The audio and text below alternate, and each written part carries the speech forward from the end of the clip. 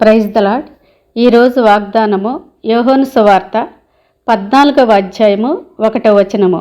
మీ హృదయములను కలవరపడనీయకుడి, దేవుని యందు విశ్వాసముంచుచున్నారు, నా యందును విశ్వాసముంచుడి అని యేసు ప్రభు శిష్యులు చెప్పుచున్న మాట.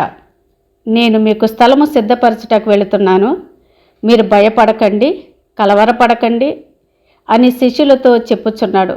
ఆందోళన, చింత, కంగారు పడవద్దని దేవుడు మనల్ని ధైర్యపరుస్తున్నాడు. ఆకాశ పక్షులు చూడండి, అవి విత్తవు, కోయవు, గరిసెలలో కూర్చుకొనవు, వాటికంటే మీరు శ్రేష్ఠులు కారా అని. ప్రియ సహోదరి సహోదరుడా, నీ పరిస్థితులను బట్టి ఈ లోకములో నాకు సహాయం చేసేవారు ఎవరూ లేరని, తల్లిదండ్రులు, బంధువులు, స్నేహితులు నిన్ను విడిచిపెట్టారని చింతిస్తున్నావా? కలవరపడుతున్నావా? దేవుడు నీతో మాట్లాడుతున్నాడు. నన్ను పంపిన నా తండ్రి యందు విశ్వాసముంచారు, నా యందును విశ్వాసముంచుడి అని. నీ చింత యావత్తు ఆయన మీద వేసి నిబ్బరము కలిగి ధైర్యముగా ఉండు.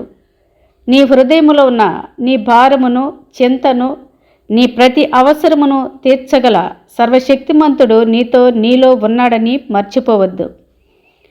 నీ సమస్యలు నీకు అసాధ్యముగా ఉండవచ్చు, సమస్తమును సాధ్యము చేయగల దేవుని మీద ఆధారపడు. నీ చెయ్యి విడిచిపెట్టేవాడు కాదు.